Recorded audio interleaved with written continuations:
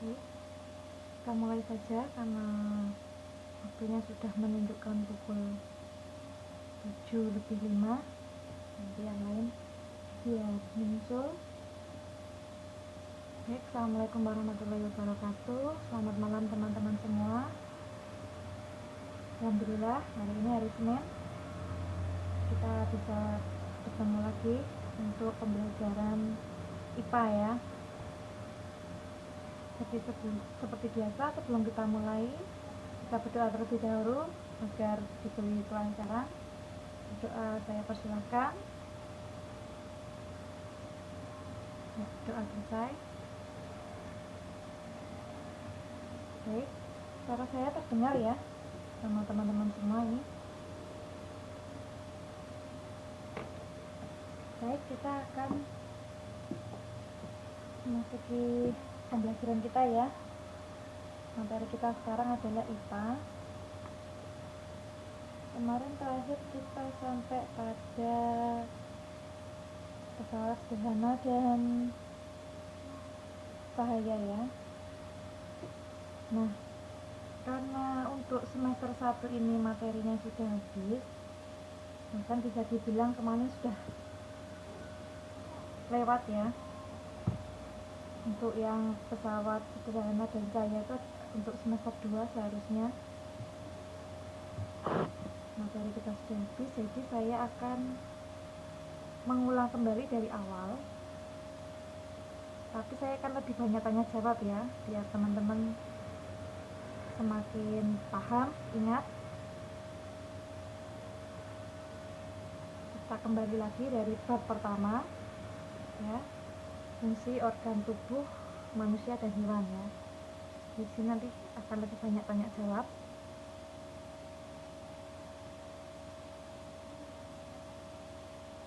Ya, lagi suara saya kedengaran ya sama teman-teman semua di sini ya.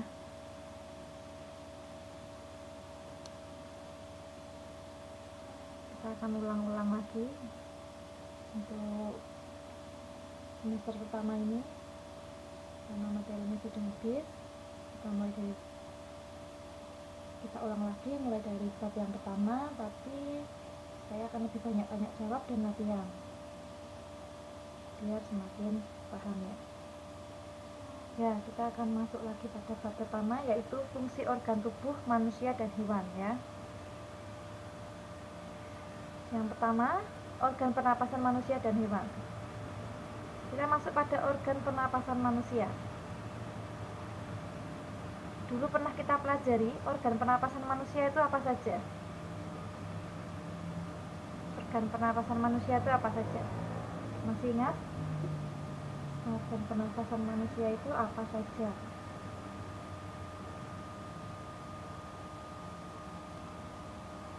Masih ingat tidak?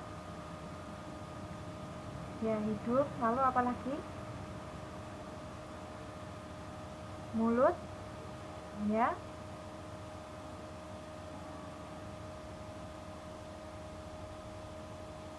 Kemudian apa lagi? Jantung dan pembuluh darah. Kemudian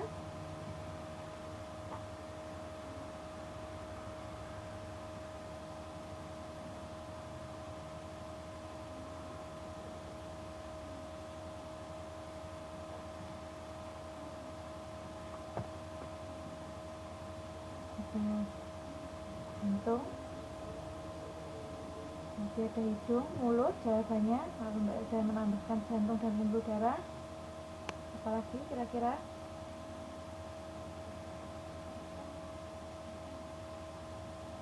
Ya, bisa dilihat di sini ya, di layar sudah ada ya. Lebih tepatnya, organ pernapasan manusia itu terdiri dari hidung, tenggorokan, dan paru-paru ya. Hidung, tenggorokan, dan paru-paru. Jadi mulut, jantung, dan pembuluh darah. Kalau mulut mungkin masih bisa ya masuk pernapasan manusia, tapi kalau untuk jantung dan pembuluh darah itu bukan organ pernapasan manusia ya. Yang termasuk organ pernapasan manusia ya ini tadi, hidung, tenggorokan, dan paru-paru. Lalu apa yang dimaksud dengan hidung?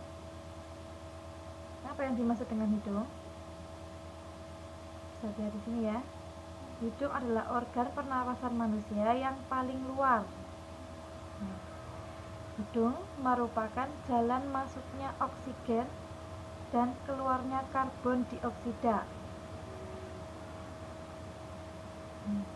Proses menghirup dan mengembuskan udara dinamakan bernafas.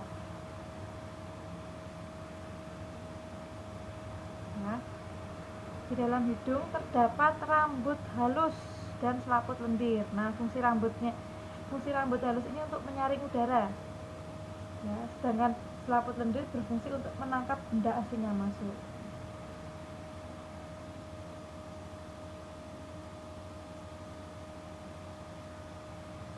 Kemudian di dalam rongga hidung terdapat alat pengatur suhu yang juga mengatur kesesuaian suhu tubuh dan kelembapan udara.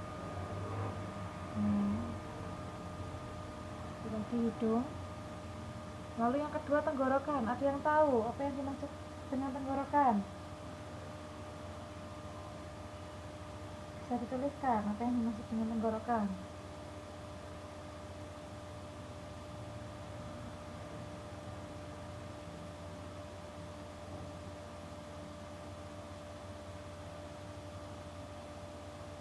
Apa yang dimaksud dengan tenggorokan? Ayo.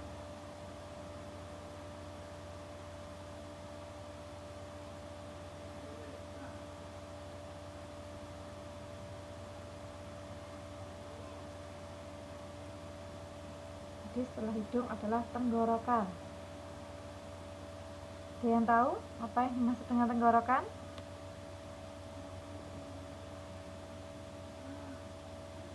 Lupa semua ya. Ini dia tenggorokan.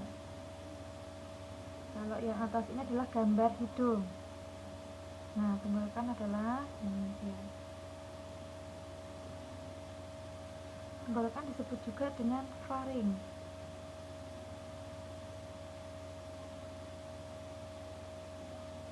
Ini di sini tenggorokan, ini dia tenggorokan, ini gambar tenggorokan ya. Nah, udara pertama masuk melalui faring. Ya, ini dia faring. Faring merupakan persimpangan antara rongga mulut, ini rongga mulut, dan rongga hidung. Rongga mulut dan rongga hidung. Ya. Nah, udara dari faring melewati laring. Ini laring, menuju trakea, sini trakea. Nah, di dalam trakea terdapat selaput lendir dan sel berambut getar. Ingat ya, rambut getar ini berfungsi untuk menolak debu dan benda asing. Ya, debu dan benda asing bisa masuk bersama dengan udara. Nah, benda asing yang masuk akibat tolakan secara paksa akan mengakibatkan kita batuk dan bersin. Jadi kalau kita batuk ataupun bersin itu berarti ada tolakan ya, tolakan secara paksa dari dalam tubuh kita akibat benda atau debu, benda asing atau debu yang masuk. Jadi kalau ada masuk terus ditolak paksa, nah kita akan bersin ataupun batuk gitu.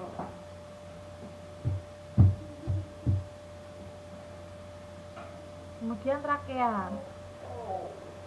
Nah, trakea bercabang menjadi 2 cabang. Ini ya, ini trakea bercabang menjadi 2 cabang.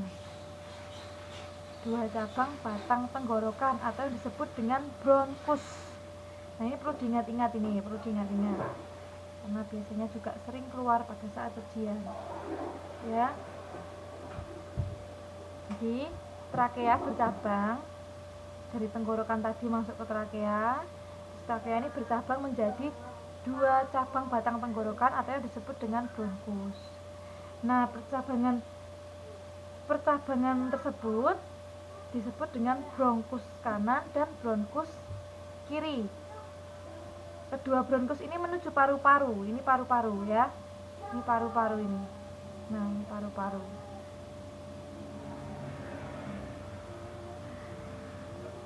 Nah, di dalam paru-paru ini, bronkus ini bercabang lagi ya, menjadi bronkiolus. Nih, banyak cabang-cabang ini. Jadi bronkus tadi menuju ke paru-paru, dia akan bercabang-cabang lagi menjadi bronkiolus. Bronkiolus ini.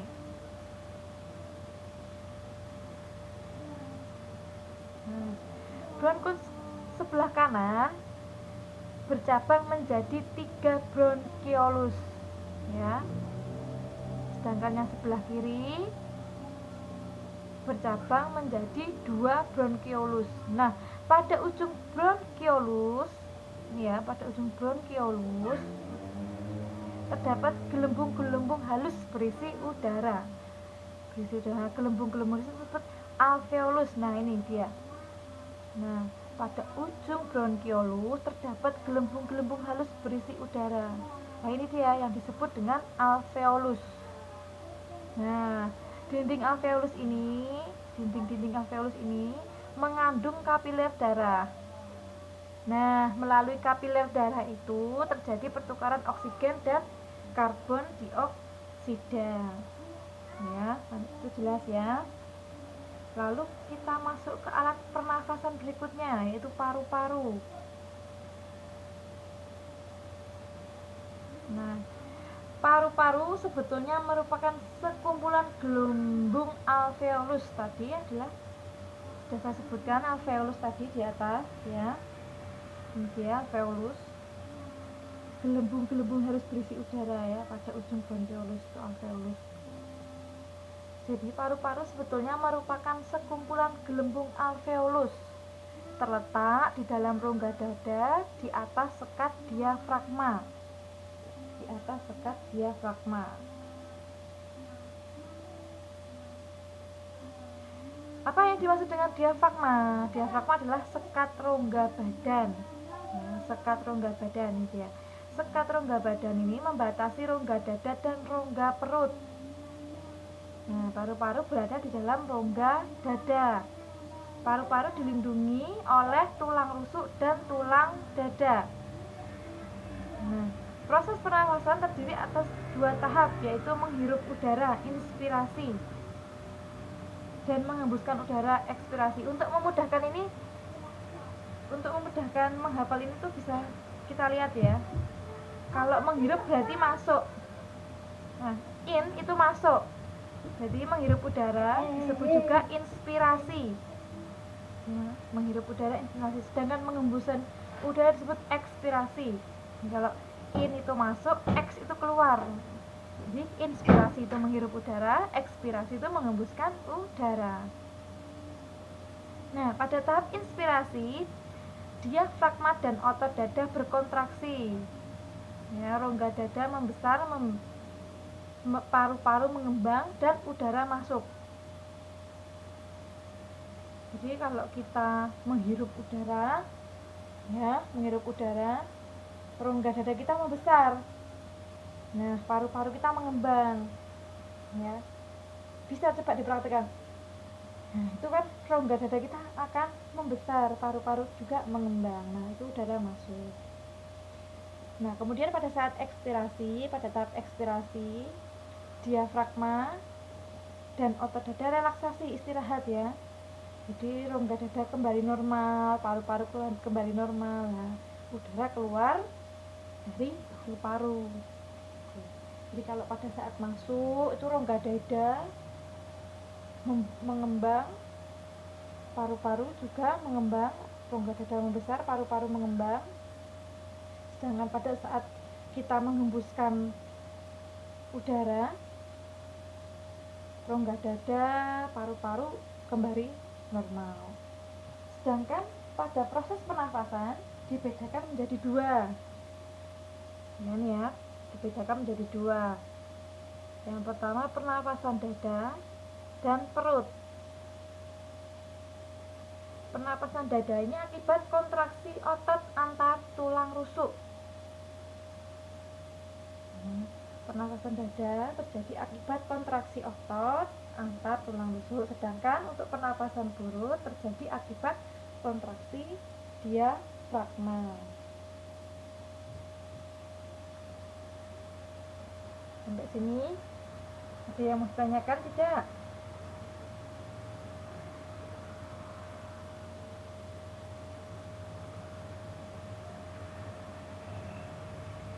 Kalau tidak saya lanjut. Ya, ini adalah model pernafasan. Ini bisa dicoba dipraktekkan ini dengan alat-alat dan bahan sebagai berikut. Ya. Ini bisa dicoba kalau mau dicoba untuk membuktikan proses pernafasan atau untuk mengetahui cara kerja paru-paru. Ya, bahannya pipa berbentuk Y, balon karet kecil dan besar, karet gelang, sumbat gabus berlubang seukuran tutup botol plastik berkas air mineral, alat pemotong plastik. Nah, terus kemudian disusun seperti ini. Pasang balon kecil pada ujung masing-masing percabangan pipa, kuatkan dengan karet gelang. Nih, dipasang di sini. Lalu dikasih karet gelang. Kemudian potong botol plastik pada bagian bawahnya. Gantilah tutup botol plastik tadi dengan tutup gabus berlubang. Nih, potong gabus berlubang ya. Masukkan ujung pipa bercabang pada gabus berlubang dari bagian bawah botol. Nih, seperti ini. Masukkan, potong bagian bawah balon besar dengan gunting. Tutuplah bagian bawah botol dengan balon yang sudah dipotong dengan karet gelang. Nah, setelah jadi lalu dicoba. Pegang botol dengan tangan, tarik ujung balon besar ke bawah. Apa yang terjadi pada balon kecil di dalam botol? Lepaskan tarikan pada ujung botol balon besar. Apa yang terjadi pada balon kecil? Ini bisa dicoba. Tujuannya untuk mengetahui cara kerja paru-paru. Itu tadi ya, alat pernafasan manusia. Organ pernafasan manusia terdiri dari hidung, tenggorokan. Lalu yang kedua, gangguan pernafasan. Ya, gangguan pernafasan ini. Jadi, kita juga bisa terkena gangguan pernafasan. Terutama untuk kita yang tinggal di daerah kota ya, atau yang dekat dengan pabrik. Jadi pencemaran hasil pengolahan pabrik bisa mempengaruhi. Jadi limbah hasil pengolahan pabrik dapat mencemari. Nah, pencemaran udara, sedangkan pencemaran udara yang dikeluarkan oleh kendaraan ini juga bisa mengganggu pernafasan kita. Makanya orang yang tinggal di daerah kota maupun yang dekat pabrik biasanya sering terkena gangguan pernafasan. Ini misal asap pabrik dan kendaraan bermotor. Gas CO atau karbon monoksida dihasilkan dari kendaraan bermotor. Nah, bila terhirup akan menghalangi darah mengikat oksigen. Oksigen akan diedarkan ke seluruh tubuh. Akibatnya tubuh akan kekurangan oksigen untuk proses pembakaran. Akhirnya kita merasa sesak nafas. Jadi kalau kita sesak nafas, mungkin salah satunya karena banyaknya gas CO atau karbon monoksida yang terhirup oleh kita. Kalau kita merasa sesak nafas, itu berarti mungkin salah satu penyebabnya adalah terhirupnya gas CO2. Karena gas CO atau karbon monoksida menghalangi darah mengikat oksigen. Padahal saat kita bernafas, kita memerlukan oksigen. Demikian juga dengan gas CO2 atau karbon dioksida. Contohnya kendaraan bermotor. pabrik, dan kompor minyak tanah. Bila penggunaan gas CO2 ini melebihi, menyebabkan tumbuhan tidak lagi mampu mengubah CO2 menjadi O2. Nah, sisa-sisa CO2 itu akan membentuk isolasi atmosfer sehingga menghalangi kembalinya panas bumi. Nah, hal inilah yang menyebabkan panas bumi meningkat. Tadi gangguan pernapasan, lalu kita masuk pada organ pernapasan hewan. Ikan. Ikan bernafas menggunakan apa? Gampang sekali ya, ikan bernafas menggunakan insang. Ikan bernafas menggunakan insang. Kemudian cacing. Cacing bernafas menggunakan kulit. Ya, ini untuk organ pernapasan hewan kita mengambil dua contoh, yaitu ikan dan cacing. Tadi ikan dengan insang ya. Nah, insang pada ikan itu berjumlah 4 ya. Letak insang adalah di samping dan kanan kiri kepala. Nah, insang dilindungi oleh tutup insang. Ini tutup insang, jadi insangnya di dalam, ini tutupnya. Jadi proses pernapasan ikan itu yaitu air masuk ke rongga mulut. Nah, pada saat masuk air ini, tutup insang ini menutup. Kemudian air ini dikeluarkan melalui tutup insang. Jadi air ini masuk, tutup insang ini menutup. Nah, kalau dia terbuka berarti air itu keluar.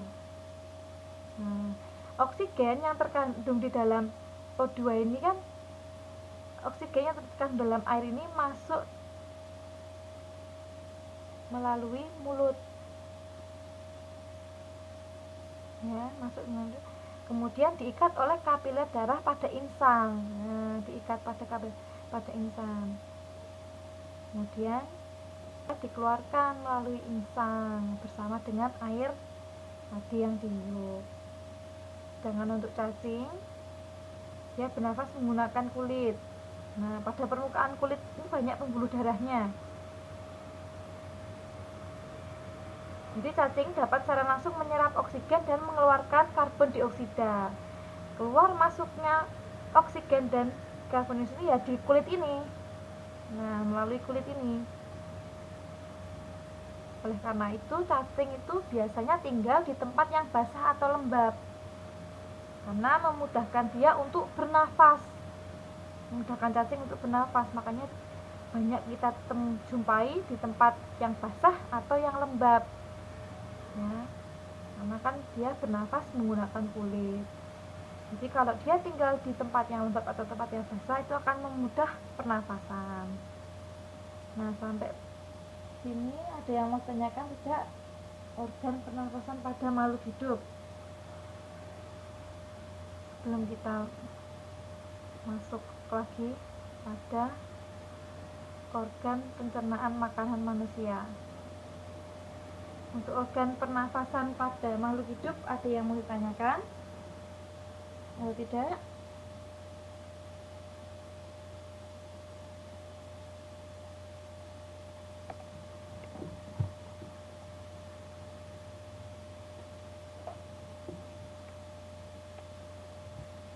Tidak ada?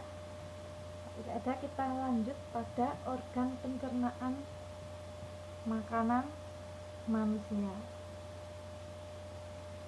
Proses pencernaan makanan dibagi menjadi berapa? Proses pencernaan makanan dibedakan menjadi berapa? Yuk kita tanya jawab. Proses pencernaan makanan dibedakan menjadi berapa?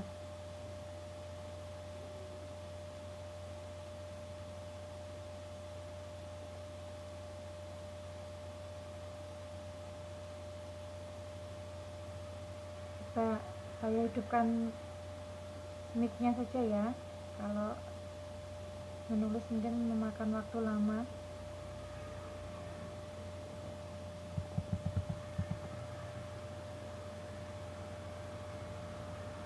Proses pencernaan makanan dibedakan menjadi berapa?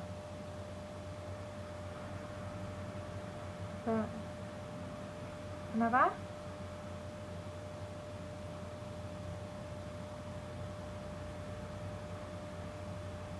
Proses pencernaan makanan, bukan makanan sehat atau bergizi. Proses pencernaan makanan.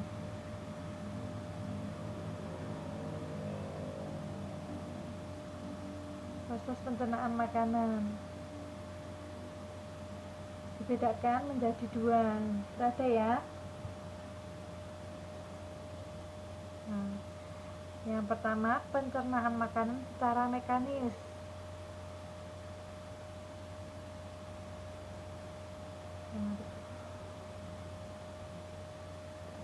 Ini ya, proses mekanis terjadi dalam mulut dan kerongkongan. Ini juga harus diingat-ingat karena biasanya sering keluar juga pada saat ujian. Proses mekanis terjadi di dalam mulut dan kerongkongan. Ya, proses ini dilakukan melalui gigi-gigi yang kuat. Jadi saat melewati kerongkongan, makanan diremas-remas oleh dinding kerongkongan.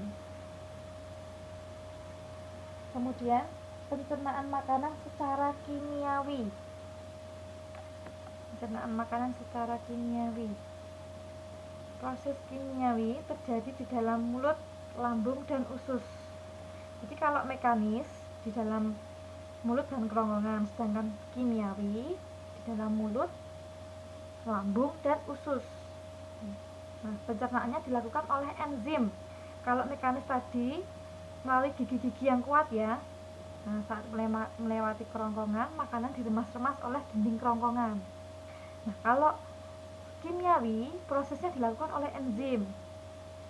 Enzim ini berguna untuk memudahkan makanan terurai sehingga diserap oleh tubuh.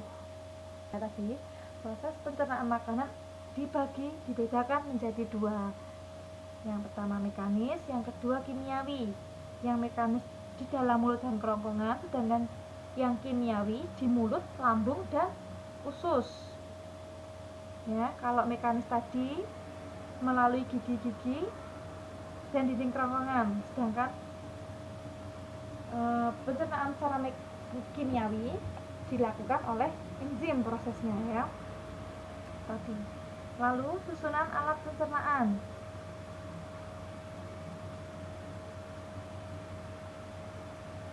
Nah, susunan alat pencernaan. Susunan alat pencernaan ini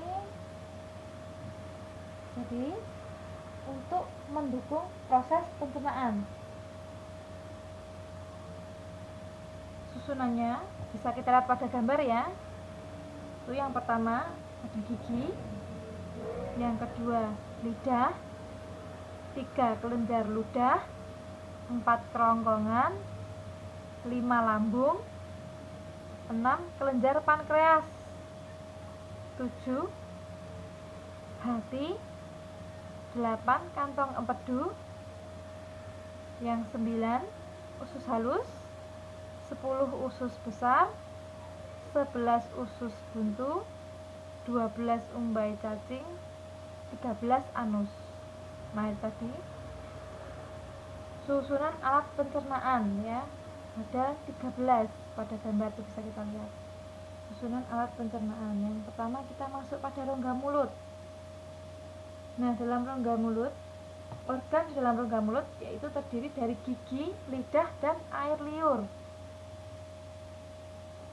Gigi berguna untuk menghaluskan makanan yang kasar. Ya, gigi terdiri atas 3 jenis.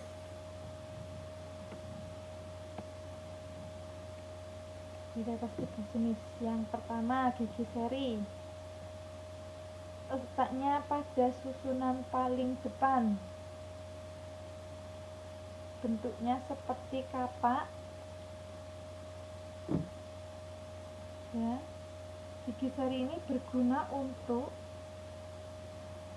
membuat atau memotong makanan. Gigi seri ini berguna untuk memotong makanan. Dia letaknya paling depan, bentuknya seperti kapak.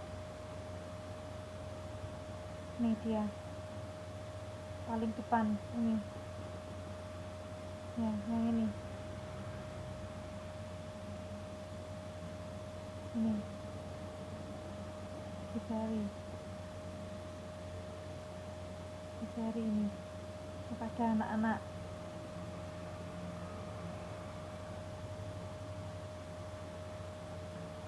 Ini pada orang dewasa, diseri.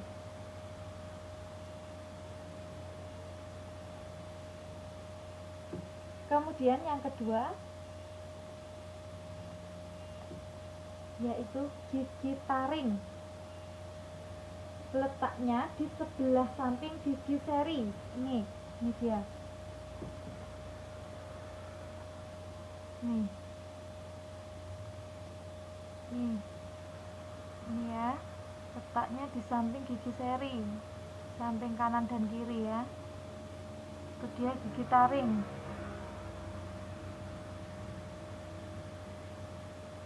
Nah, itu dia. Bergunanya untuk merobek atau mengoyak makanan. Jadi gigi taring ini bentuknya runcing karena dia berguna untuk merobek dan mengoyak makanan. Lalu yang ketiga gigi geraham. Nah, letaknya susunan belakang. Ini semua gigi geraham ini. Gigi geraham. Ah, ini gigi geraham. Gigi geraham. Gigi geraham. Susunannya terletak di belakang. Ini pada anak-anak.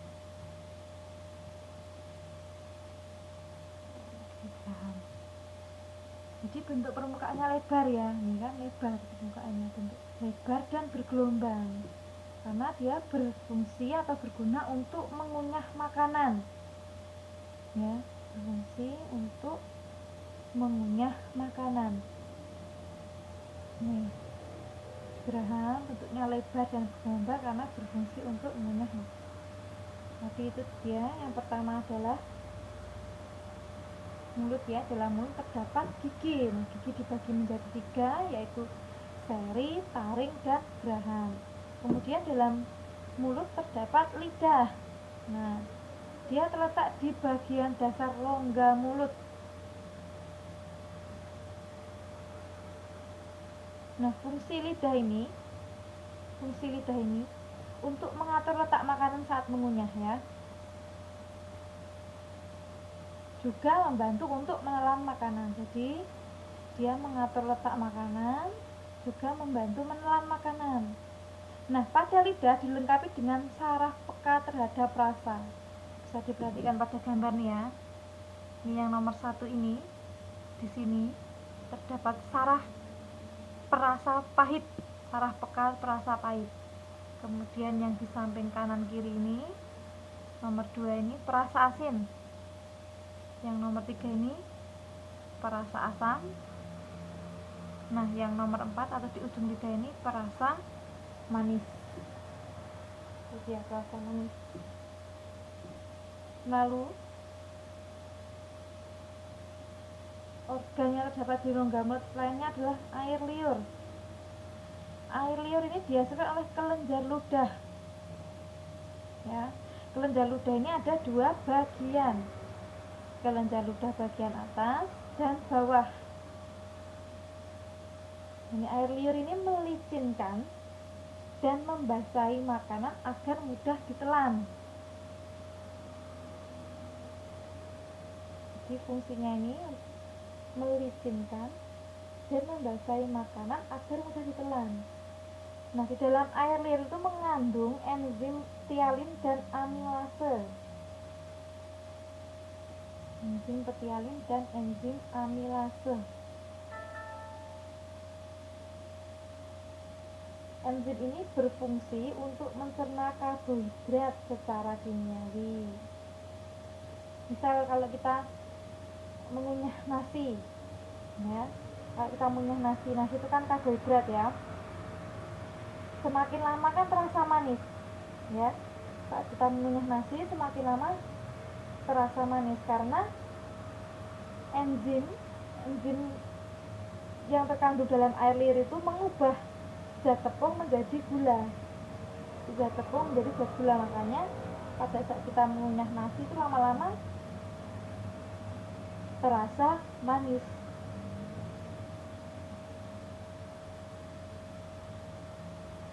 Tadi susunan alat pencernaan yang pertama, rongga mulut. Lalu kita masuk pada yang kedua, kerongkongan. Nah, kerongkongan ini merupakan saluran penghubung rongga mulut dengan lambung. Nah, di dalam kerongkongan terjadi gerakan meremas-remas atau gerakan peristaltik. Nah, peristaltik.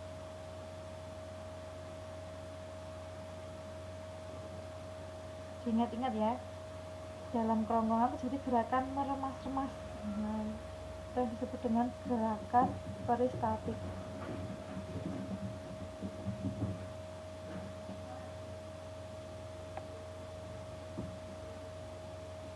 Gerakan ini dilakukan oleh dinding kerongkongan. Ya, saya lihat di bawah ini. Nah, ini dia. Gerakannya dilakukan oleh dinding kerongkongan. Gerakan peristaltik tadi dilakukan oleh dinding kerongkongan. Ya, dinding kerongkongan ini. Dinding kerongkongan ini. Ini dia dinding kerongkongan. Nah, celah kerongkongan milik kita itu seperti lorong ya bentuknya. Panjangnya kira-kira 20 cm. 20 cm. Kerongkongan ini sangat mampu mendorong makanan masuk ke lambung. Jadi lentur, elastis, seperti lorong yang lentur, elastis. Nah, fungsinya untuk mendorong makanan ke dalam lambung. Itu tadi kerongkongan, alat pencernaan. Yang kedua, lalu alat pencernaan yang ketiga yaitu lambung atau perut besar.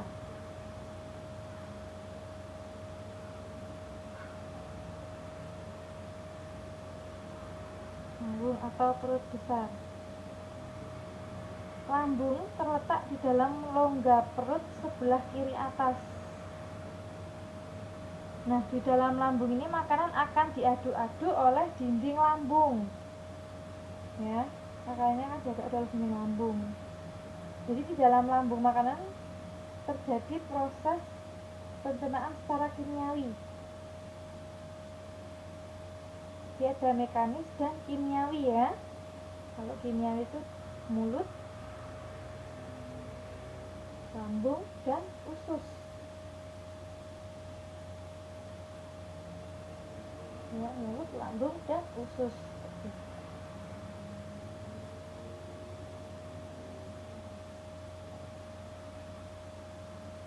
Di dalam lambung ini menghasilkan getah lambung. Nah, getah lambung itu mengandung enzim. Ada 3 enzim gitu.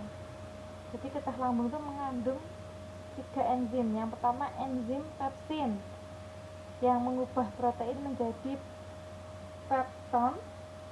Lalu yang kedua enzim renin yang mengendapkan protein susu menjadi kasein. Lalu yang ketiga asam klorida untuk membunuh kuman dan mengasamkan makanan. Ini ya, ini lambung ini. Ada gambar yang ini lambung. Nah, ini dia. Nah, di sini terjadi proses pencernaan makanan secara kimiawi. Nah, makanan diaduk-aduk dalam lambung. Nah, di dalam lambung ini menghasilkan getah lambung. Nah, getah lambung itu mengandung enzim pepsin, enzim renin, asam klorida. Baik, masuk pada alat pencernaan yang keempat, yaitu usus 12 jari. Kenapa disebut usus 12 jari? Dulu pernah saya tanyakan. Sebabnya kenapa? Kok disebut usus 12 jari? Dulu pernah saya beritahu.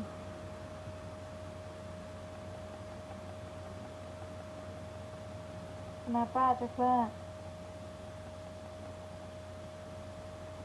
Kenapa disebut usus 12 jari? Kalau termas di situ ada pada slide saya.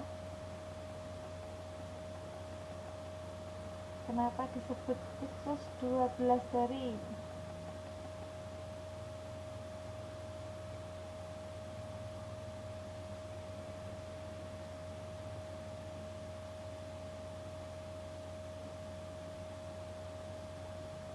Kenapa? Ya, coba saya tanya, kenapa disebut usus 12 jari? Kalau cermat di slide ada, bisa dilihat.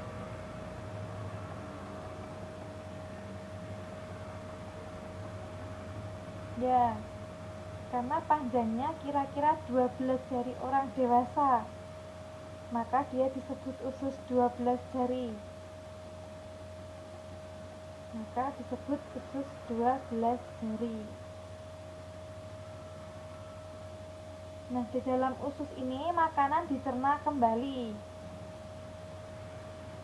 Pada saat dicerna itu dibantu dengan getah pankreas dan getah empedu. Getah pankreas ini dihasilkan oleh kelenjar pankreas dan berguna untuk memecah berbagai makanan. Ya, dia berguna dalam proses memecah berbagai makanan. Sedangkan getah empedu dihasilkan oleh hati yang berfungsi untuk mencerna lemak. Jadi getah empedu ini berfungsi untuk mencerna lemak, sedangkan getah pankreas tadi untuk proses memecah berbagai makanan. Nah, di dalam getah pankreas ini terkandung enzim. Ya. Tadi di dalam getah lambung juga mengandung enzim. Nah, di dalam getah pankreas ini juga mengandung enzim. Ada 3 enzim juga. Yang pertama enzim amilase. Ini berfungsi mengubah zat tepung menjadi gula. Kemudian enzim tripsin berfungsi mengubah protein menjadi asam amino. Kemudian yang ketiga enzim lipase berfungsi mengubah lemak menjadi asam lemak. Ini tadi usus 12 jari. Terus alat pencernaan yang kelima yaitu usus halus.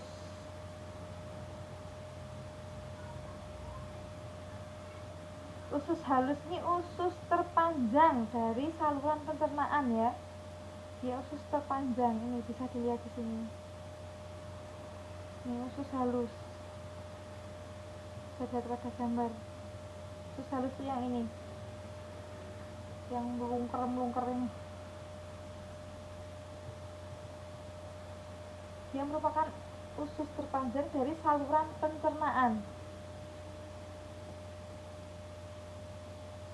Nah, di dalam usus halus ini proses pencernaan makanan sangat lama ya, karena panjangnya tadi. Karena usus terpanjang tadi, makanya proses pencernaan makanan sangat lama. Nah, tapi pencernaan makanan di usus ini terjadi secara sempurna. Nah, karena lamanya tadi, jadi pencernaan di dalam usus ini terjadi dengan sempurna. Ya, pencernaan makanannya hingga menjadi sari-sari makanan. Dan penyerapan sari-sari makanan juga berlangsung di usus halus. Jadi pencernaan di usus halus ini hingga menjadi sari-sari makanan, dia terjadi sempurna. Pencernaan di situ terjadi secara sempurna karena di usus halus pencernaan terjadi juga sangat lama karena panjangnya. Dan penyerapan sari-sari makanan juga berlangsung di usus halus. Kemudian alat pencernaan yang keenam yaitu usus besar. Nah, panjang usus besar kira-kira 1,75 meter.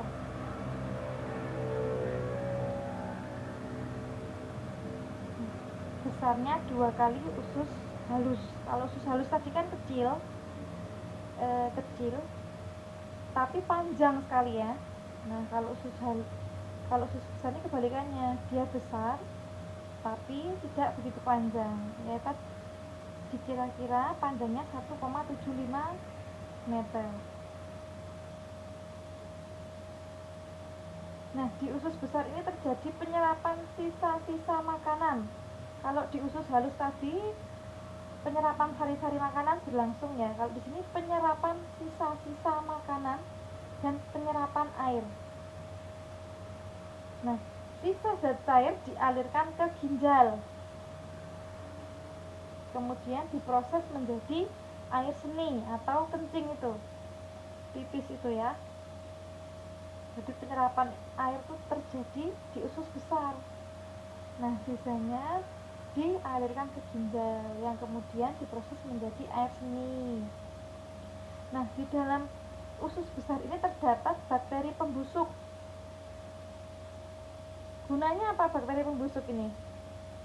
Masih ingat tidak guna dari bakteri pembusuk ini? Coba saya tanya. Di dalam usus besar terdapat bakteri pembusuk. Nah, gunanya apa bakteri pembusuk ini? Masih ingat tidak? Sudah pernah saya jelaskan ya.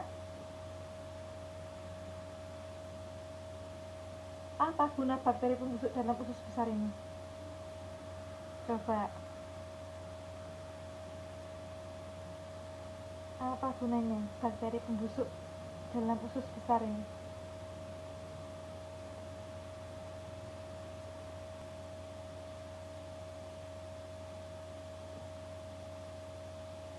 Apa? Mbak Lastri.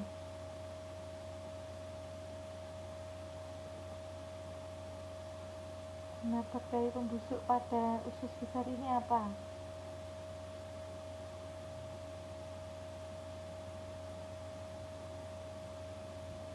Itu pernah saya jelaskan. Harusnya ingat, masih ingat.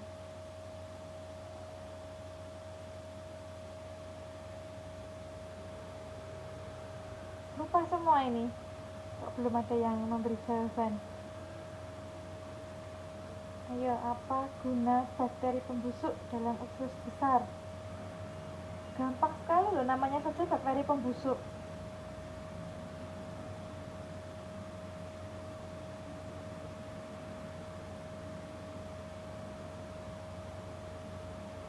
Namanya saja bakteri pembusuk. Jadi, tugasnya atau fungsinya ya membusukkan sisa-sisa makanan menjadi kotoran. Ya, salah satunya kentut karena kotoran yang dikeluarkan berbentuk padat, cairan dan gas. Ya. Kalau gas itu ya kentut itu tadi. Jadi bakteri pembusuk pada usus besar ini untuk membusukkan sisa makanan menjadi kotoran ya, karena sudah diserap tadi sari-sarinya, sisa-sisa makanan diserap, sari-sarinya diserap. Nah, dia membusukkan sisa makanan tadi menjadi kotoran. Kotoran ini dikeluarkan melalui anus. Ini ya nomor 4 ini. Nah, di sini.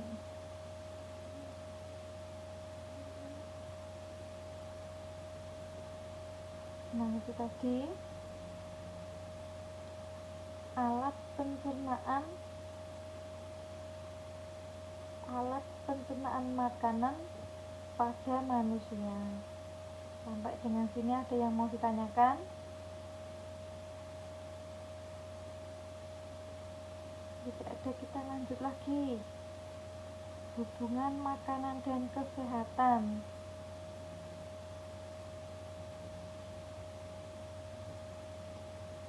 kita masuk pada hubungan makanan dan kesehatan.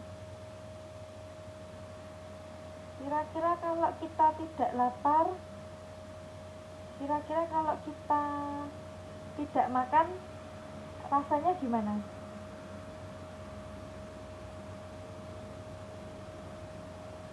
Kenapa Mbak Lastri? Siapa nih yang ngantuk, saya atau Mbak Lastri nih?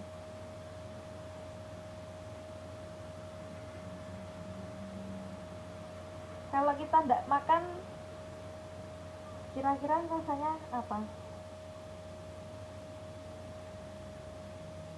Lapar ya?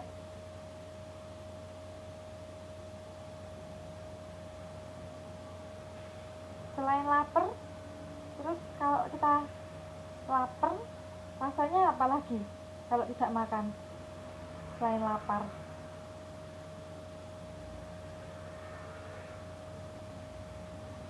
Ya, lemas, lesu. Kalau kita tidak makan, kita akan lemas, lesu. Lapar, lemas, lesu. Jadi makanya kita perlu makan, karena makanan merupakan sumber, jangan tahu sumber apa? Sumber energi, ya. Jadi kalau kita tidak makan, sudah pasti selain lapar, pasti lemas, lesu. Karena makanan merupakan sumber energi. Nah, makanan ini bermanfaat untuk menjaga tubuh tetap sehat. Lalu zat makanan apa saja yang kita perlukan dalam tubuh? Nah, itu yang akan kita bahas. Zat makanan apa saja yang kita perlukan dalam tubuh? Yang pertama, makanan bergizi. Apa yang dimaksud dengan makanan bergizi? Bisa dilihat di sini ya. Makanan bergizi adalah makanan yang mengandung zat-zat yang diperlukan oleh tubuh. Ya, di dalam tubuh zat makanan mempunyai fungsi sendiri-sendiri. Fungsi makanan dibagi menjadi 3. Ya, yang pertama penghasil energi. Zat makanan berfungsi sebagai penyedia energi. Contohnya karbohidrat, lemak, dan protein. Zat makanan yang cepat diubah menjadi energi adalah karbohidrat. Jadi kalau karbohidrat itu contohnya adalah beras, nasi. Walaupun kita sudah makan, tapi kalau kita tidak makan nasi ya, biasanya kita akan cepat lapar, ya. Ya misalnya hanya ngemil, kita nggak makan nasi, mungkin hanya makan mie instan, mie goreng gitu, atau mungkin kita hanya makan gorengan seperti itu ya, kita akan cepat lapar karena kita belum mengkonsumsi karbohidrat. Seperti disebutkan di sini, zat makanan yang cepat diubah menjadi energi adalah karbohidrat. Makanya kalau sehari saja kita tidak makan nasi, walaupun kita makan ya, sehari saja kita tidak makan nasi, pasti akan cepat lemas ya, karena tidak ada energi. Itu juga lemak. Ini lemak. Kalau kita lemak ini biasanya terdapat pada hewan ya, pada protein hewani itu ya, daging-dagingan biasanya seperti itu. Kalau kita makan daging-dagingan itu juga lumayan tersimpan energinya, maksudnya tidak mudah lapar. Jadi kalau dari pagi kita sarapan sudah misal pakai steak gitu ya, atau dengan ayam goreng saja, lalu siang kita juga, tapi dengan porsi yang sesuai. Kalau cuma satu ya mungkin akan cepat lapar, dengan porsi yang sesuai. Nah kalau kita makan daging-dagingan itu juga bisa menjaga stamina kita, maksudnya energi kita tetap tidak gampang lemas, tidak gampang lapar. Lalu yang kedua, fungsi makanan bagi tubuh. Yang kedua yaitu zat makanan pembangun. Nah, zat makanan ini berfungsi sebagai pembentuk jaringan tubuh. Jaringan tubuh yaitu yang membuat kita tambah besar, tinggi, yaitu zat makanan pembangun itu. Jadi yang termasuk zat pembangun adalah protein, mineral, dan air. Ya. Yang bahan yang termasuk zat pembangun adalah protein, mineral, air.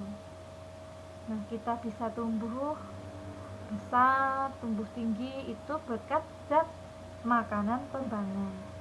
Lalu yang ketiga, zat pengatur. Zat makanan ini berfungsi sebagai pengatur terjadinya proses-proses di dalam tubuh. Zat makanan yang termasuk zat pengaturnya adalah vitamin.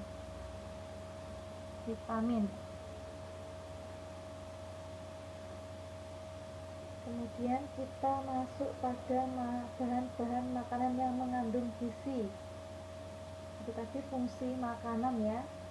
Fungsi makanan bagi tubuh di golongan ketiga tadi penghasil energi, zat makanan pembangun, zat pengatur. Lalu kita masuk pada bahan-bahan gizi. Yang pertama karbohidrat.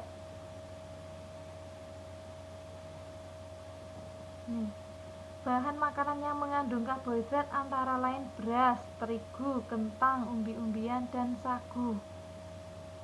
Bisa lihat pada contoh ini ya. Ini zat bahan makanan yang mengandung karbohidrat.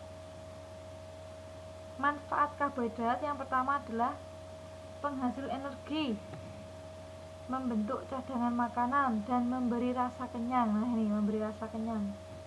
Kalau nggak makan nasi biasanya kurang kenyang, karena apalagi seperti kita ya, orang Asia, rata-rata makanan pokok kita, makanan utama kita adalah nasi. Beda mungkin dengan orang barat ya, makanan pokok mereka biasanya roti, kalau tidak kentang.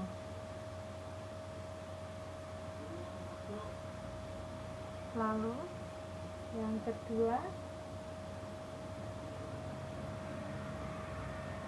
ya, lemak. Nah, lemak ini kita peroleh dari hewan, seperti tadi saya bilang ya. Lemak ini bisa diperoleh dari hewan, misalnya susu, telur, keju, dan mentega. Ada juga yang dari tumbuh-tumbuhan. Ada yang dari tumbuh-tumbuhan seperti kacang-kacangan, minyak sayur, dan margarin. Manfaat lemak sendiri adalah pemberi sumber tenaga. Lalu yang kedua, cadangan lemak di bawah kulit dapat melindungi organ tubuh bagian dalam, misalnya ginjal, jantung, dan hati. Kemudian manfaat yang ketiga, pelarut vitamin A, D, E, dan K, sehingga mudah diserap oleh usus halus. Lalu manfaat lemak yang keempat yaitu penghambat panas tubuh agar tidak banyak yang keluar. Sedangkan manfaat yang terakhir adalah pemberi rasa kenyang, seperti tadi saya bilang ya, pemberi rasa kenyang.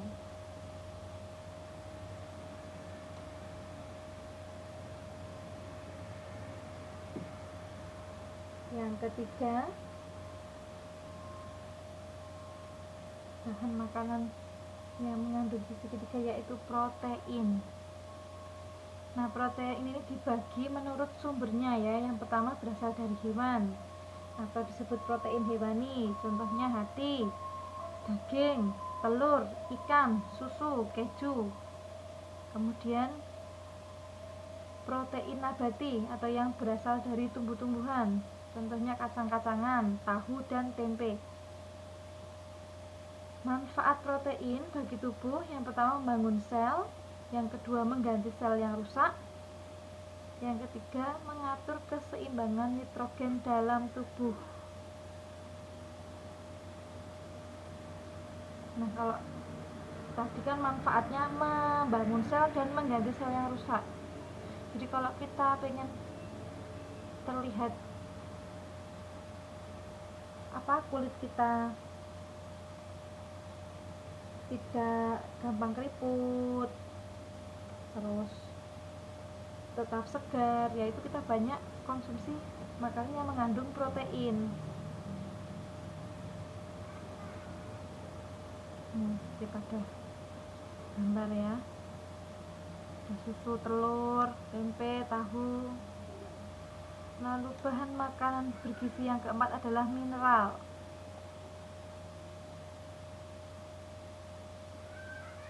Ya, kebutuhan mineral dalam tubuh hanya sedikit dibandingkan dengan zat lain, namun lebih banyak macamnya. Berikut mineral yang dibutuhkan tubuh. Yang pertama, kalsium atau zat kapur. Ya, contohnya kedelai, kacang merah, bayam, daging ayam, ikan, telur, dan lain-lain. Sedangkan manfaat zat kapur dalam tubuh adalah pembentukan tulang dan gigi,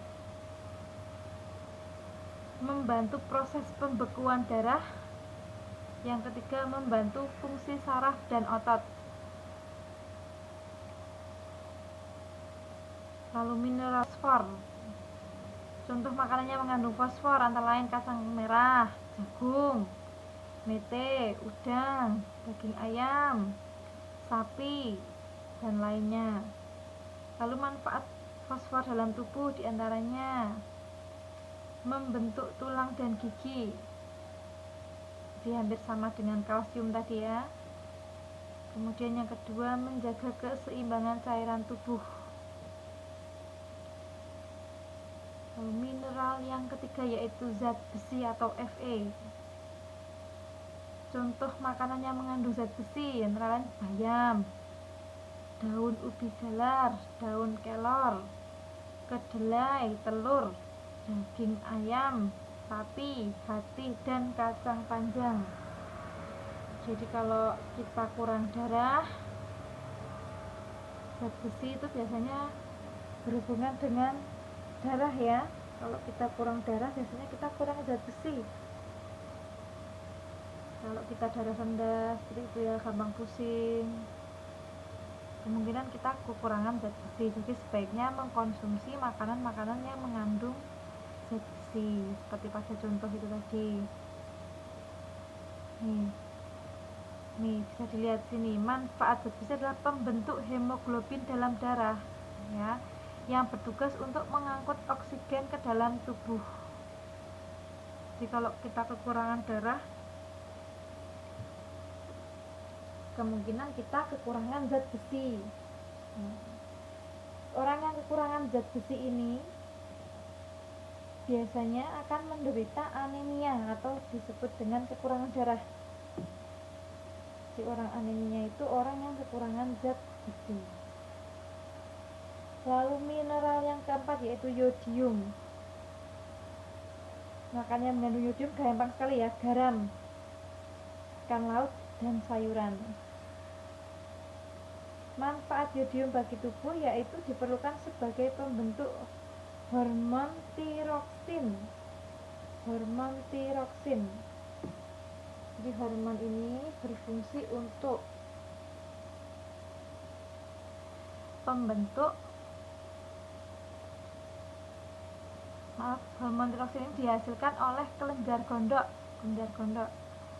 Jadi kalau kita kekurangan yodium, akan terjadi pembesaran pada kelenjar gondok atau biasanya disebut dengan gondokan itu ya.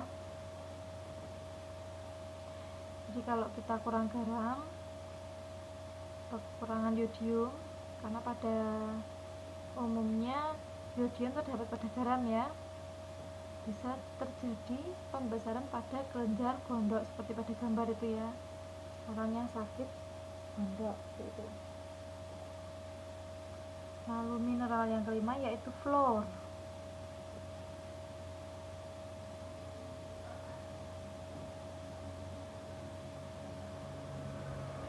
Contoh bahan makanan yang mengandung fluor antara lain air minum, teh, juga makanan yang berasal dari laut. Makanan yang berasal dari laut.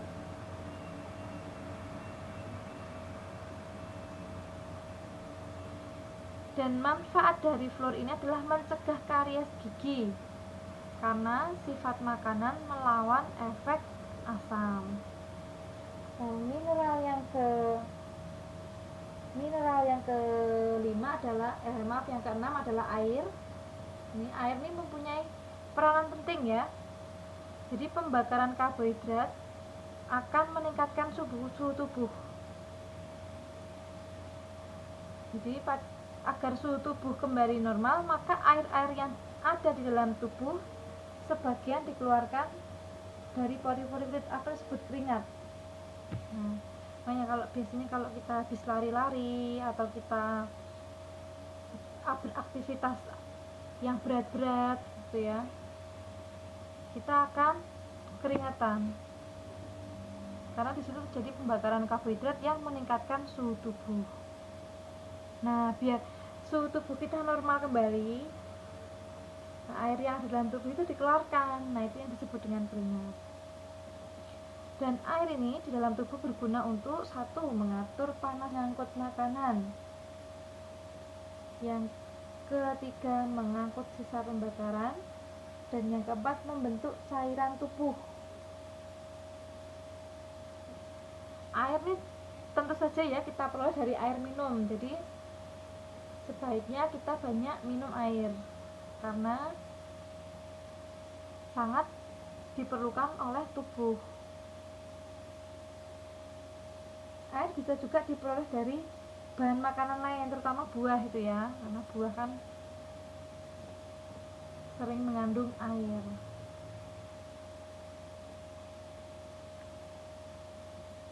Itu tadi protein ya, itu tadi mineral.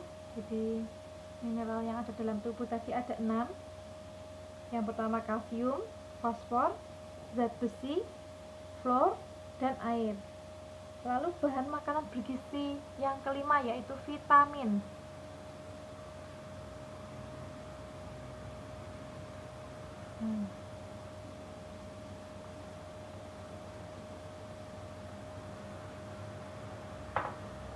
Apa yang dimaksud dengan vitamin? Bisa kita lihat di situ ya. Vitamin adalah senyawa kimia yang dibutuhkan oleh tubuh. Jadi walaupun jumlahnya sedikit, tetapi sangat penting peranannya.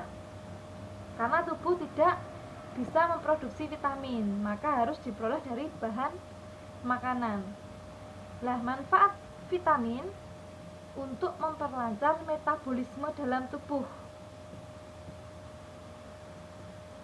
Vitamin dibagi menjadi 2, ya, vitamin yang larut dalam lemak itu meliputi vitamin A, D, E, dan K. Lalu vitamin yang larut dalam air meliputi vitamin B dan C. Yang pertama vitamin A. Apa saja contoh makanan yang mengandung vitamin A? Coba. Sama sekali. Vitamin A ini berfungsi untuk membantu proses penglihatan ya, proses pertumbuhan dan pembentukan sel tubuh. Contoh makanan yang mengandung vitamin A apa saja?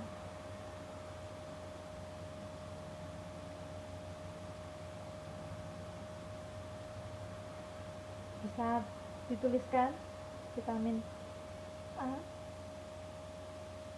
Contoh makanan yang mengandung vitamin A apa saja?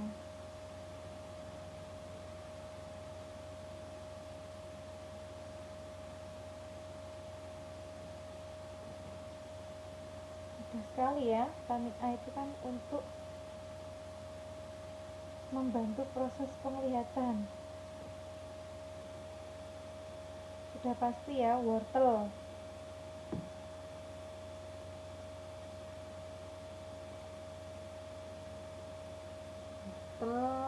Kemudian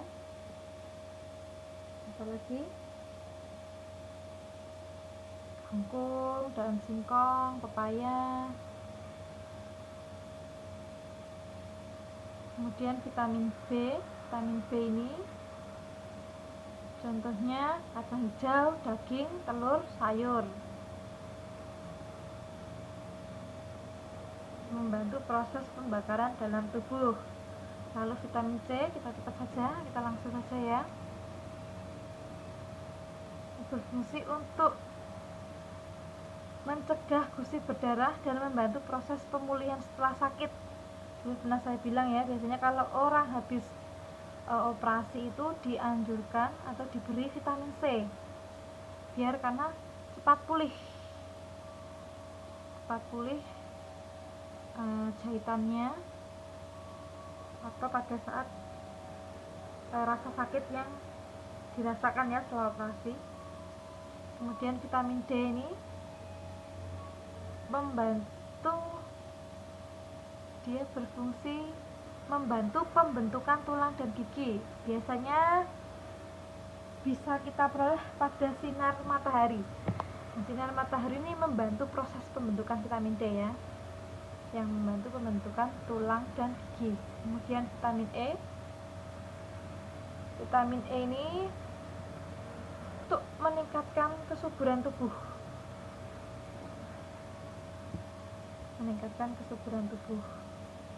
Lalu vitamin K, makanya mengandung vitamin K ini untuk membantu proses pembekuan darah jika terjadi luka, jadi lukanya tepat tertutup. Itu tadi bahan-bahan makanan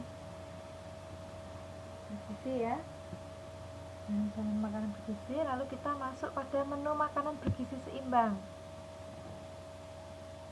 Sudah tahu ya menu bergizi seimbang yang kemarin pernah kita bicarakan, yaitu pernah kita bahas menu lengkap terdiri dari makanan pokok, sayur, lauk, dan buah ya. Jadi menu makanan bergizi seimbang itu terdiri biasanya dari makanan pokok, sayur, lauk, dan buah. Nah, ini yang makanan pokok antara lain beras, jagung, ubi, sagu, dan lain-lain. Kemudian untuk lauk pauk, ikan, telur, daging, tahu, tempe.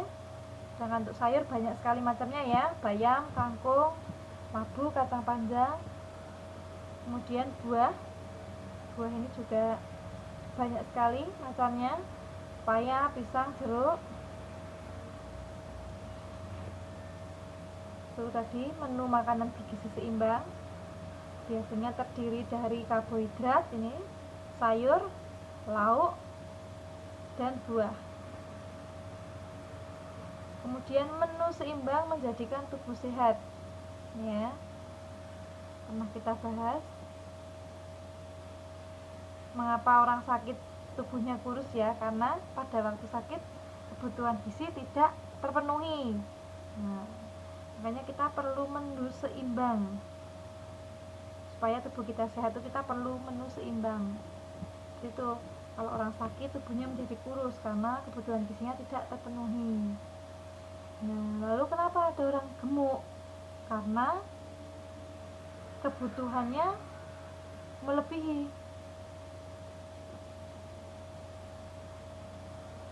Makan melebihi kebutuhannya sehingga tersimpan dalam bentuk lemak.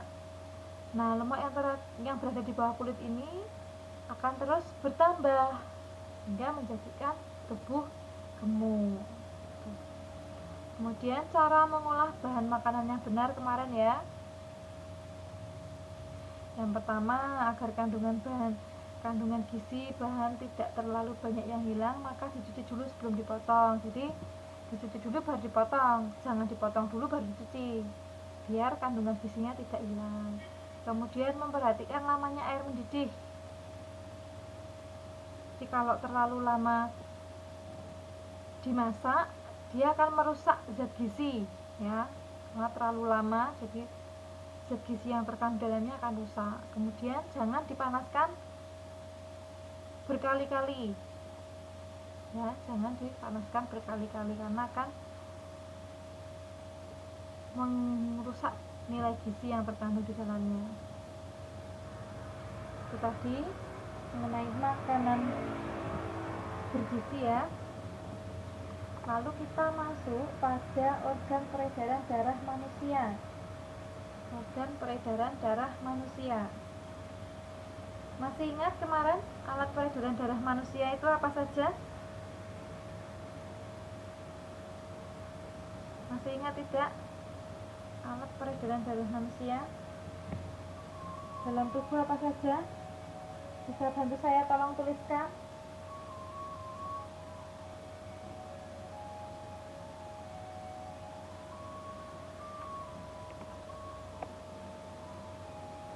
Apa saja alat peredaran darah pada manusia? Ayo, untuk mempersingkat waktu. Masih ingat tidak?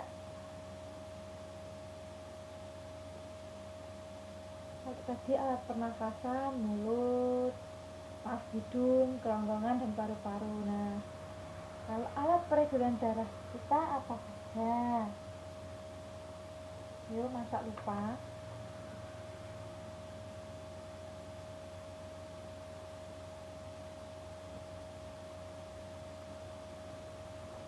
Ada dua. Dia itu apa saja? Tidak ada yang tahu ini. Kita lupa.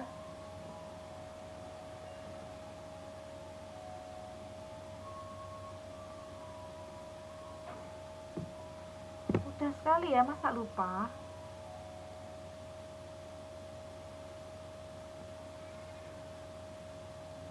Ini dia, jantung dan pembuluh darah.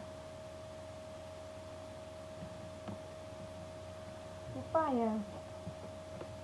Jantung dan pembuluh darah. Alat peredaran manusia. Alat peredaran darah manusia adalah jantung dan pembuluh darah. Ya, jantung ini berfungsi untuk memompa darah ke seluruh tubuh ya. Jantung terletak di rongga sebelah kiri. Di rongga dada sebelah kiri terlindungi tulang rusuk. Ukuran jantung orang dewasa kira-kira sebesar kepalan tangan masing-masing ya. Coba kalian kepalkan tangan. Nah, kira-kira besar jantung teman-teman itu sebesar kepalan tangan teman-teman. Beratnya kurang lebih 300 gram. Ya, 300 gram. Jantung terdiri atas serambi kanan, serambi kiri, bilik kanan, bilik kiri. Jangan lupa ya itu ya. Jantung terdiri atas serambi kanan, serambi kiri, bilik kanan, bilik kiri. Kemudian alat peredaran darah yang kedua itu pembuluh darah. Pembuluh darah adalah saluran tempat mengalirnya darah dari jantung ke seluruh tubuh atau sebaliknya. Ya, berdasarkan alirannya, pembuluh dibagi menjadi dua, yaitu pembuluh nadi atau arteri. Yang kedua pembuluh balik atau vena. Yang pertama pembuluh yang mengalirkan darah keluar dari jantung. Yang kedua pembuluh balik atau vena ini mengalirkan darah masuk ke jantung. Kalau yang nadi tadi keluar jantung, mengalirkan darah keluar jantung. Kalau yang balik mengalirkan darah masuk ke dalam jantung.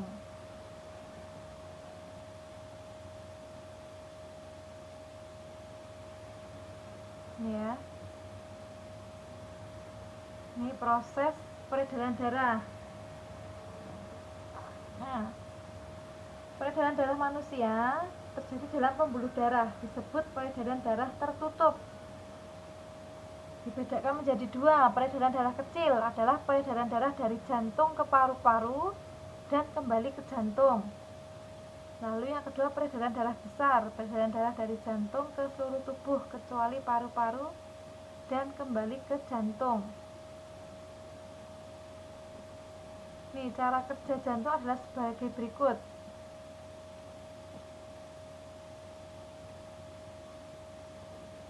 Ya, saya kasih lihat gambarnya saja, saya jelaskan.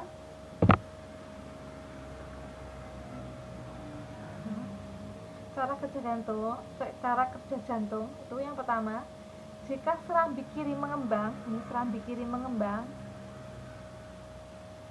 darah akan masuk ke serambi. Nah, jika kedua serambi menguncup dan bilik ini mengembang, ini menguncup, terus bilik ini mengembang, bilik ini mengembang, darah dari serambi mengalir masuk ke bilik. Nah, jika kedua bilik ini menguncup, darah keluar dari bilik menuju ke pembuluh aorta ini, pembuluh aorta. Jelas ya? Jadi kalau serambi kiri ini mengembang, serambi kanan, serambi kiri mengembang, kedua serambi ini mengembang, ini mengembang, berarti darah masuk ke dalam serambi. Nah, bila serambi ini menguncup, lalu bilik mengembang, berarti darah dari serambi masuk ke bilik. Nah, kemudian bila bilik ini menguncup, berarti darah keluar ke bilik menuju pembuluh aorta.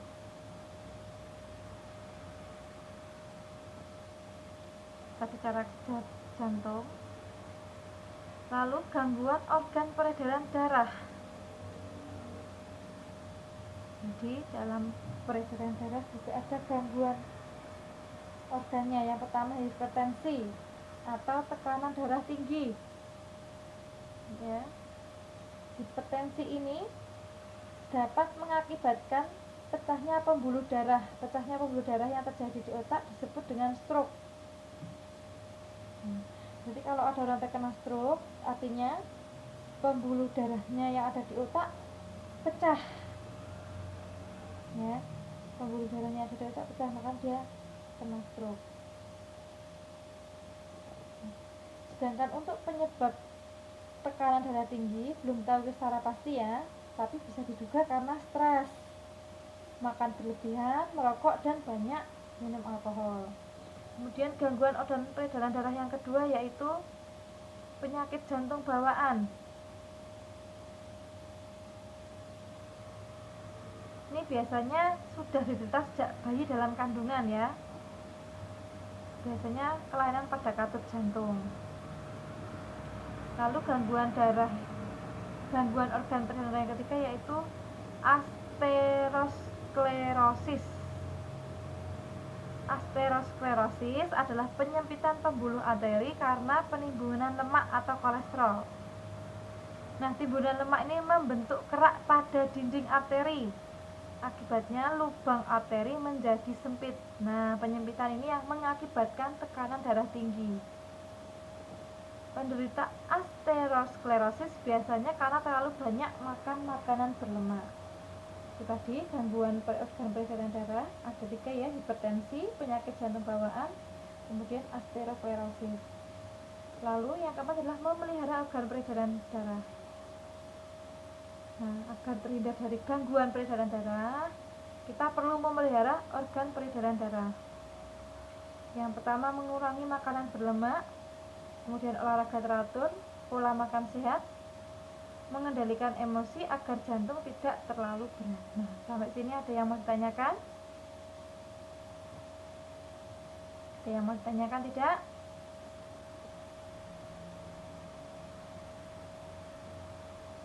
Kalau tidak ada, kita latihan ya seperti biasa. Kerjakan nomor 1 sampai 15. Saya beri waktu 7 menit aja ya, 7 menit saja sampai dengan jam 8.37 menit.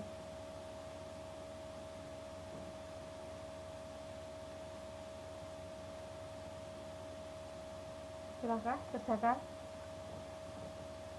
Seperti biasa, tinggal jawab A, B, atau C, atau D.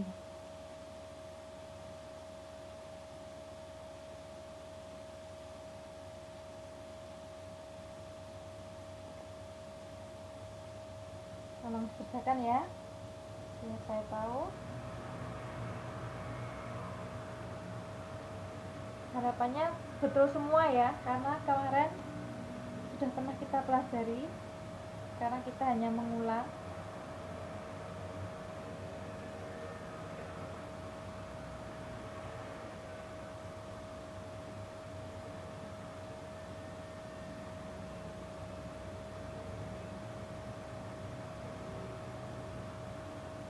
Jam 8.37 kita bahas selesai tidak selesai ya. Silakan dikerjakan.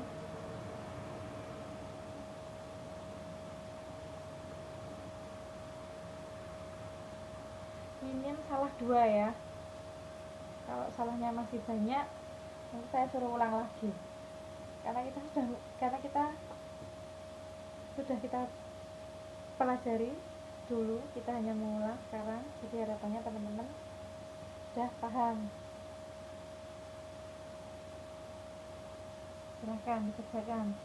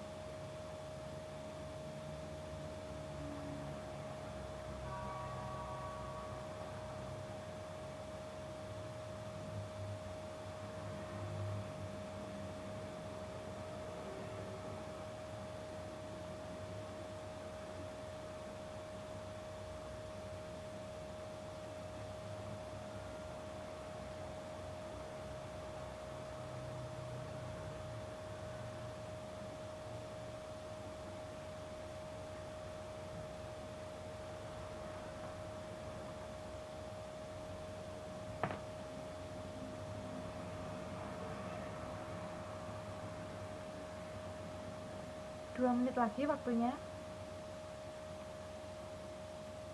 2 menit lagi waktunya, saya ingatkan.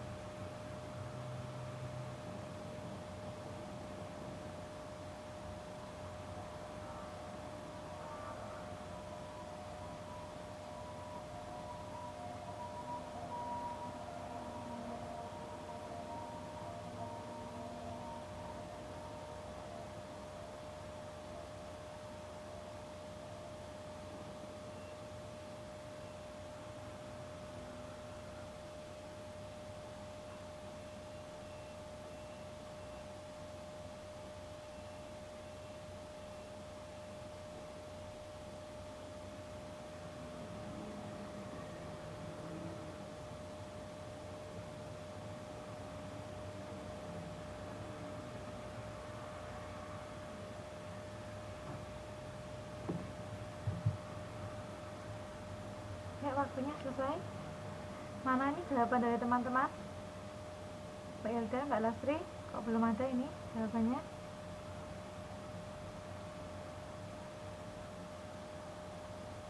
Yuk, sejadinya saja kita bahas bersama. Mana ini kok belum ada?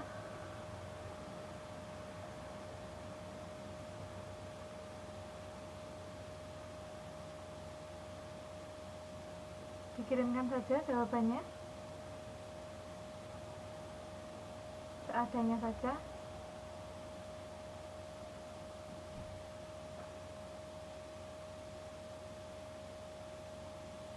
Yuk, waktunya. Mbak Lasri, Mbak Elda, mana ini jawabannya?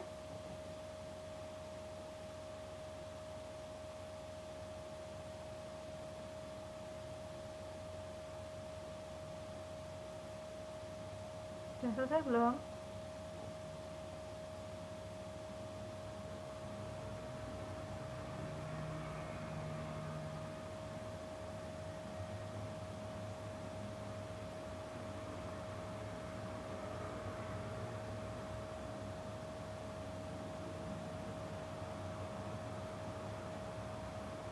Mana jawabannya ini?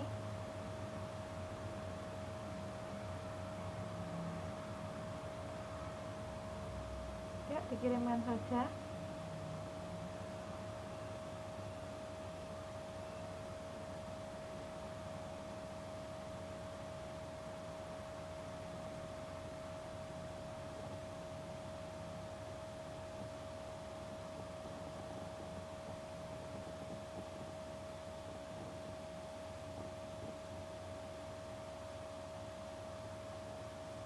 Kok tidak ada yang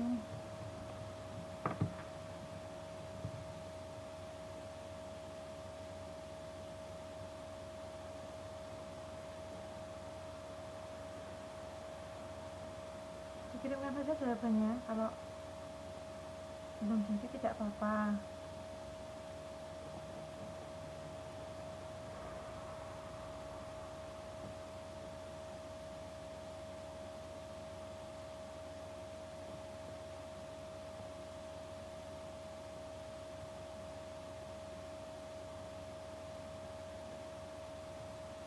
Gimana? Waktu kita tinggal 4 menit ini. Kalau tidak ada yang mengirimkan jawaban, ya sudah, kita akhiri saja. Karena kalau tidak ada jawaban dari teman-teman, kita nggak akan tahu ya teman-teman sudah paham atau belum.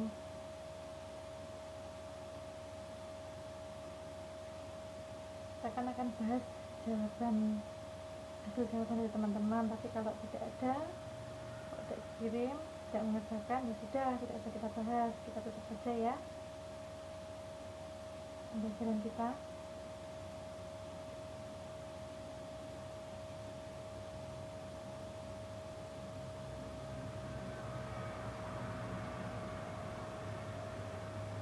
Ya.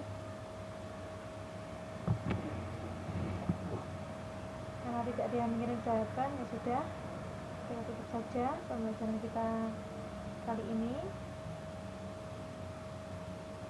Sebelumnya kita baca dulu bacaan hamdalah. Alhamdulillahirrahmanirrahim. Mohon maaf ya atas segala kekurangannya, dan terima kasih atas perhatian dari teman-teman semua. Sampai ketemu lagi besok insyaallah dalam pembelajaran matematika.